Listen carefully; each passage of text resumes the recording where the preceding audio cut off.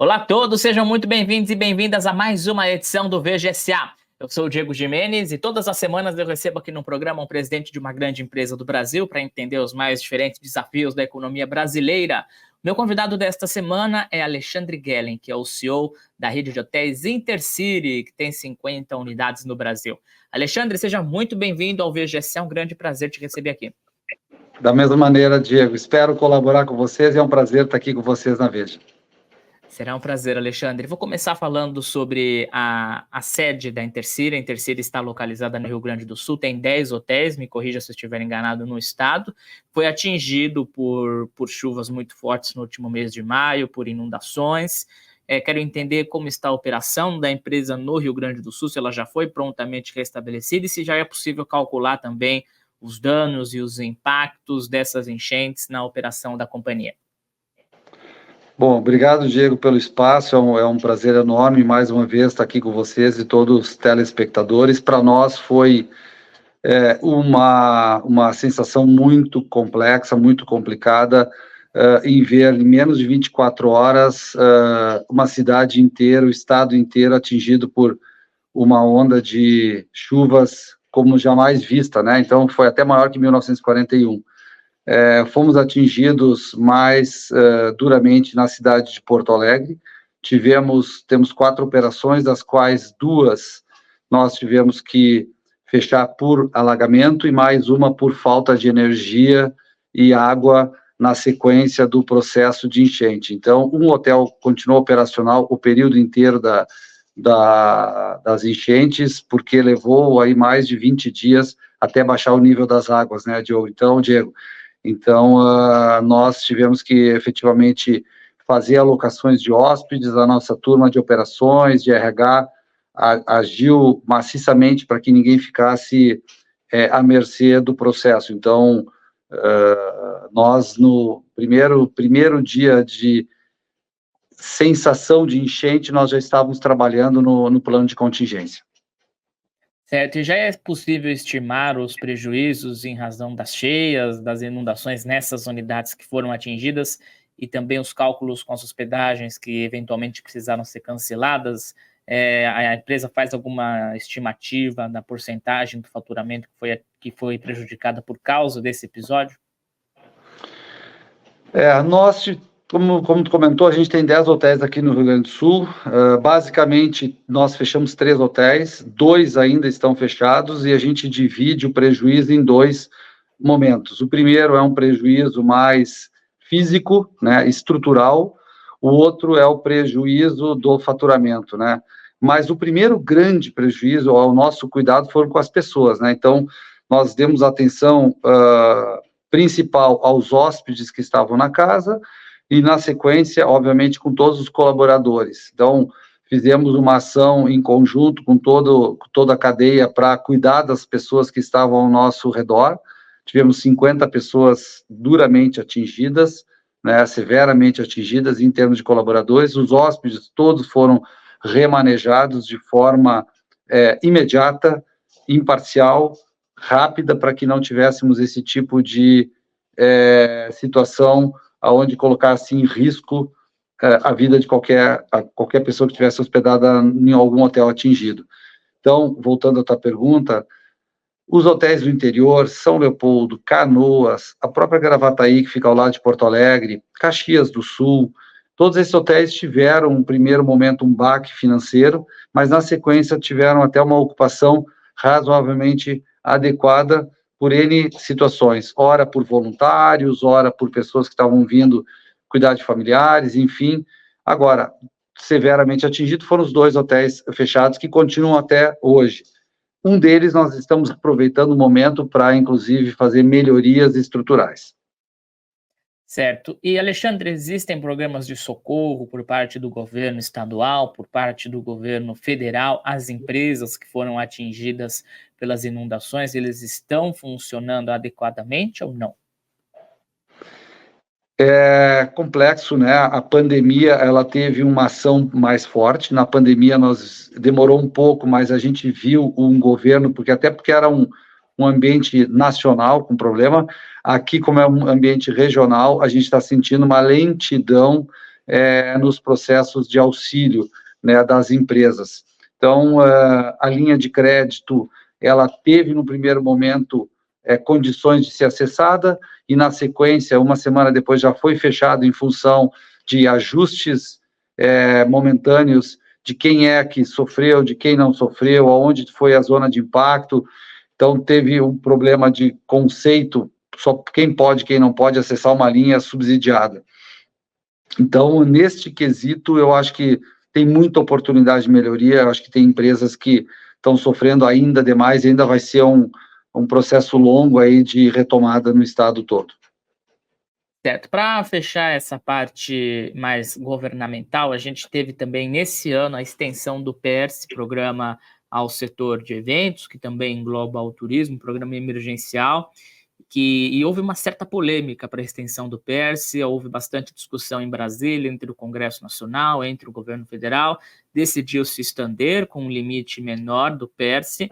Eu quero entender, na percepção sua também da Intercity, qual que é a importância do PERSE para o setor, para a companhia, e por quanto tempo você acredita que será preciso ainda ser utilizados os recursos do PERSE, das ferramentas do PERSE, para a boa continuidade do setor no Brasil? Muito bem colocado, é um projeto governamental que realmente fez toda a diferença para o setor. Ele nasceu da indústria do entretenimento, foi acoplado aí uma cadeia maior de empresas que orbitam por esse processo, inclusive hotelaria, agências de viagem, a gastronomia, de certa maneira. Houve muitas idas e vindas, mas, Diogo, eu posso te afirmar que este foi um projeto absolutamente correto para o nosso setor, na medida que a gente percebe que, por exemplo, na casa da Intercity, o benefício que nós tivemos, o prejuízo que nós tivemos nos 2 anos de pandemia, nós estamos tendo agora uma melhora no sentido de poder remunerar 1/3 dos valores que nós tivemos de benefício da isenção. 1/3 está indo na renovação dos ativos, o que é muito importante. 1/3 está voltando para a iniciativa privada, através de melhora para os investidores que vão comprar alimentos, supermercado, farmácia, e 1/3 voltando a recuperar o caixa que foi utilizado naquele período de 2 anos.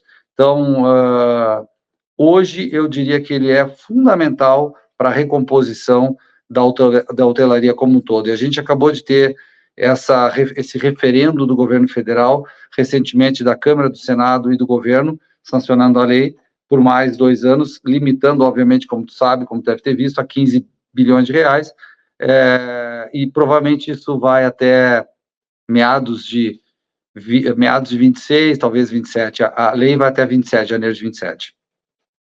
Certo, eu vou trocar de assunto, falar um pouco sobre o turismo agora. A gente está num momento delicado da economia brasileira, com um novo normal do dólar comercial. Depois da pandemia, ultrapassou a casa dos R$5, não baixou mais, chegou ali a testar 5,60, 5,70, patamares elevados.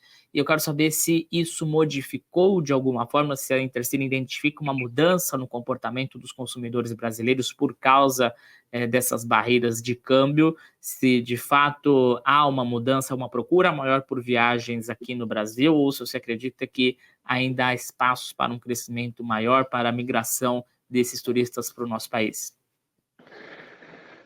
Diogo, o pós-pandemia nos ensinou muitas coisas, né? O pós-pandemia colocou no rol de viagens do brasileiro o mercado doméstico, até em função das restrições que existiam no pós-pandemia. O que a gente vê hoje ainda é um legado daquela época, é um brasileiro mais ávido por conhecer as belezas naturais, as belezas do Brasil.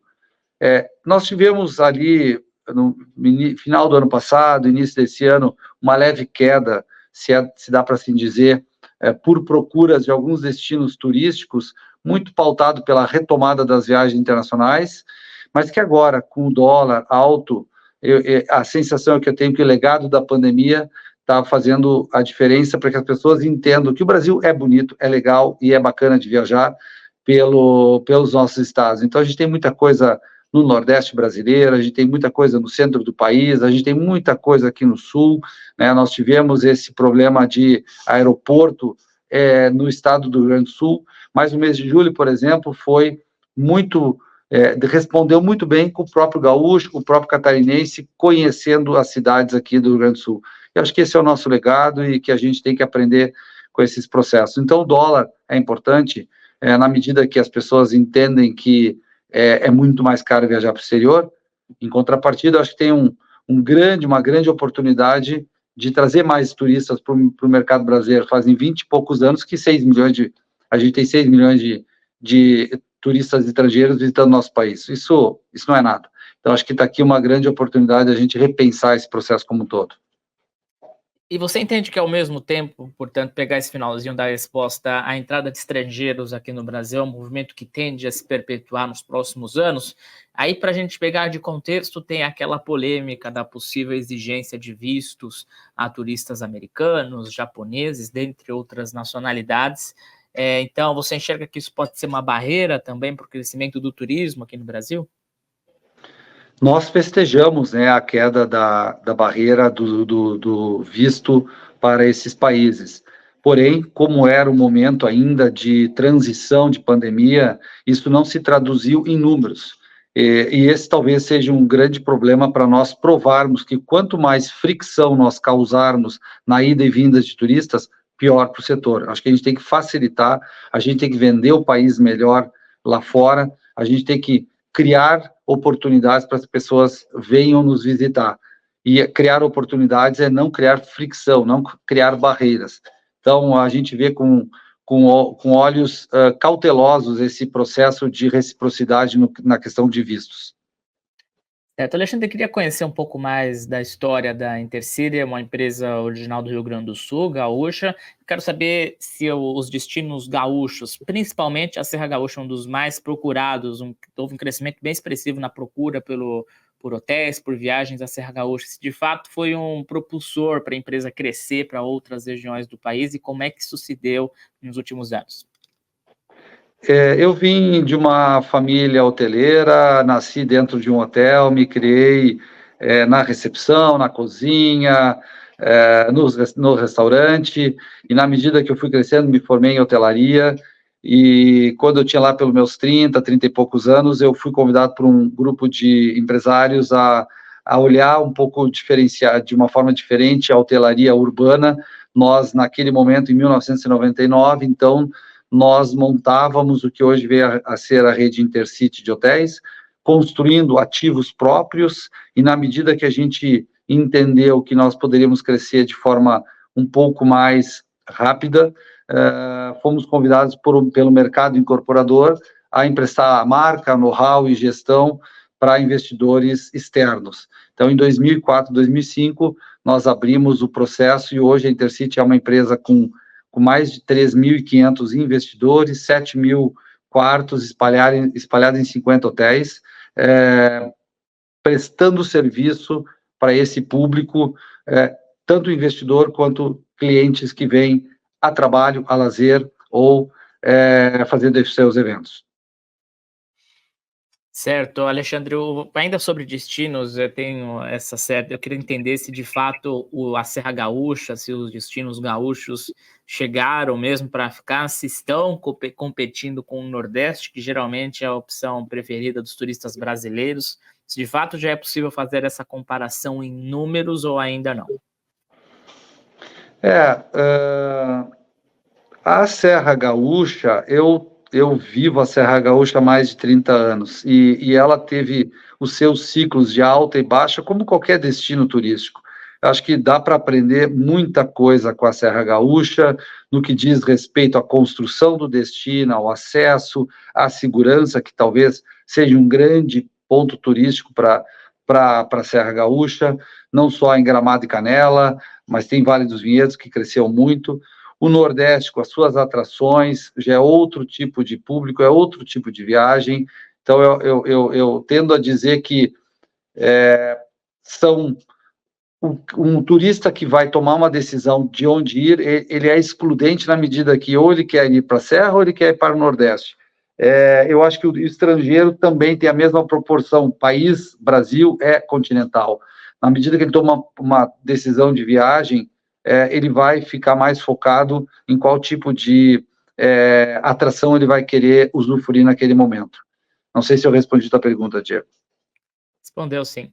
E ao mesmo tempo, agora eu vou puxar aqui para São Paulo, onde a gente está sediado. A rede inaugurou um hotel no edifício mais alto de São Paulo, localizado no Tatuapé, região leste da cidade, mais distante do grande centro econômico da cidade de São Paulo. Qual é a estratégia por trás desse movimento e os resultados que já foram obtidos? E, de fato, há regiões fora do centro financeiro, do centro da capital paulista, com potencial de crescimento nos próximos anos? Eu posso responder essa pergunta, Diego, mais ou menos da forma com que a gente percebe o mercado, né? A hotelaria urbana, diferente da hotelaria de lazer, ela chega num destino não para criar uma demanda, e sim para atender uma demanda existente. Então, quando nós tomamos a decisão de operar em algum destino desse tipo de segmento hoteleiro, que é o turismo de negócios, o turismo urbano, ele vai atender uma demanda existente. Já no lazer, muitas vezes, nós criamos a demanda. A Intercity está muito mais focada em hotéis urbanos, que atendem o turista que está viajando a trabalho ou o turista que está viajando a lazer. Então, a gente usa muitos institutos de pesquisa para entender quais são as regiões, quais são as cidades, e dentro das cidades, quais são os bairros, faz o estudo vocacional para dar suporte, robustez ao grupo de investidores que vai nos acompanhar naquele momento, naquela região, com aquele tipo de hotel. Certo. Aí pensando também aí para os planos da Intercity nos próximos anos, existem regiões que estão na mira, que estão no radar, que se mostram com um potencial maior para os próximos anos? É no urbano? É uma região específica do Brasil? Quais são os planos da Intercity para crescer em número de unidades nos próximos anos? Muito bem. Nós estamos agora tendo uma grande satisfação em ver a retomada do turismo de negócios na cidade de São Paulo, na cidade do Rio de Janeiro. Então, de uma forma geral, todas as capitais estão respondendo bem. O estado de Santa Catarina está respondendo muito bem, obviamente porque virou um hub agora do problema do aeroporto de Porto Alegre, mas está respondendo também muito bem. Então, as capitais, até em função da falta de oferta dos últimos anos, de novos empreendimentos hoteleiros, a gente está vivendo o ciclo bom da hotelaria nacional. Normalmente isso leva, dependendo do momento econômico, dependendo da oferta e da demanda, a gente percebe olhando pelo espelho retrovisor, isso leva 7, 8 ou 9 anos. Neste quesito, nós estamos hoje avaliando essas capitais. Nós fechamos, Diego, a nossa unidade que talvez vai ser o grande divisor de águas, que é a operação do hotel, o hotel que vai ser implantado no Terminal 3 do Aeroporto Internacional de Guarulhos. Nós vamos ter essa unidade também em São Paulo, na região de Tatuapé, vai ser o nosso 10º endereço. Nós temos algumas unidades sendo já construídas no interior do estado do Paraná. Enfim, então, temos um olhar importante para o crescimento nos próximos anos do turismo de negócios. Legal. A gente fala então do turismo de negócios, unidade em aeroporto. Esse público-alvo da rede, ele busca o que nesses hotéis? Claro, né, um lugar para passar a noite, mas há também a procura por outros serviços, a empresa passa a oferecer serviços dentro dessas redes de hotéis. O que esse consumidor específico busca quando ele procura se hospedar nos hotéis da rede? A gente costuma dizer que quando a gente viaja pelo CPF, a gente tem um tipo de necessidade, quando viaja pelo CNPJ tem outro tipo de necessidade. Então, a Intercity procura contrabalancear essas necessidades. Majoritariamente, o nosso público viaja a trabalho de segunda a sexta, mas nós atendemos muito também aquele público de final de semana, e a pandemia foi um divisor de águas para a rede Intercity nesses mais de 7 mil quartos, né? Então, por exemplo, nós implementamos, tem 1 ano e meio mais ou menos, um aplicativo chamado Orange, que dá toda a capacidade do hóspede de fazer a sua reserva com a sua tarifa correta, fazer o seu check-in e pagar a conta ao longo da estadia. Tem um concierge dentro do app que ele pode saber os restaurantes, então, e ao final, olhar o seu extrato e pagar a sua conta, porque o nosso app garante uma wallet ali dentro. Então, isso faz o quê? Facilita a vida do hóspede. A gente quer facilitar a vida da pessoa que escolheu a rede Intercity para se hospedar. Então, desde o básico um bom travesseiro, uma boa cama, um bom chuveiro, limpeza, um café da manhã que é muito valorizado pelos nossos clientes, mas também facilitar todo esse processo sem fricção. É desafiante? É desafiante, como tudo na vida, mas a gente procura sempre melhorar todo esse contexto para que os nossos clientes voltem cada vez mais a procurar as nossas casas. Certo. E como é que funciona especificamente essa unidade no Terminal 3? Vai ser dentro do terminal mesmo? Já há algum precedente no Brasil ou no exterior de operações desse tipo? É um empreendimento que fica num terreno ao lado, é uma concessão de 40 anos, fica ao lado do edifício garagem do Terminal 3 da parte internacional do aeroporto de Guarulhos. É um hotel importante, são 365 quartos, a operação se dará possivelmente daqui a 3 anos e meio, já tem todos os projetos aprovados, a licitação vencida, o funding já está praticamente equacionado para iniciarmos as obras nos próximos meses, através de parceria, através de investidores. Nós devemos ter um belíssimo hotel que vai agregar área de eventos, vai agregar academia, um rooftop e 365 apartamentos a serviço de uma cidade, que é o Aeroporto Internacional de Guarulhos. Certo. Para fechar, Alexandre, a empresa gaúcha chamada Intercity, não tem nada a ver com o time, né? Colorados e gremistas se dão bem, não há questão nenhuma com o nome, né? Não, porque senão o nosso hotel poderia chamar Grêmio City, né, Diego? Não, mas Intercity é um nome que veio de uma inspiração dos trens da Alemanha que conectam aquele país, e os trens da Deutsche Bundesbahn se chamam Intercity, Intercity Express. Tem hotéis de beira de estações que são nossos parceiros, através da Deutsche Hospitality. Então, conexão de cidades, e é isso que a gente quer, conectar cidades com a melhor hospedagem brasileira. Tá certo. Alexandre Guellen, CEO da rede Intercity, obrigado pelo papo, pela entrevista, sucesso, portas sempre abertas, até a próxima. Da mesma maneira. Obrigado, Diego, até a próxima. E é isso, gente, ponto final nesta edição do VGSA, obrigado pela sua companhia, pela sua audiência, você já sabe, o VGSA está no ar todas as terças-feiras, a partir das 11 horas da manhã, no YouTube de Veja, em todas as redes sociais, no Radar Econômico e no Veja Mais, a nova plataforma de streaming gratuita da revista Veja. Você pode acessá-la pela página inicial de Veja ou de Veja Negócios e conferir todos os programas, documentários, entretenimento e informação para você ficar por dentro de tudo. Aproveito para te convidar a assistir também o Veja Mercado, nosso programa diário de entrevistas com economistas, analistas, gestores, para entender os movimentos da economia brasileira, o dia a dia das ações do mercado financeiro. Obrigado pela companhia, pela audiência. Volto na semana que vem com mais um presidente de uma grande empresa do Brasil. A gente se encontra.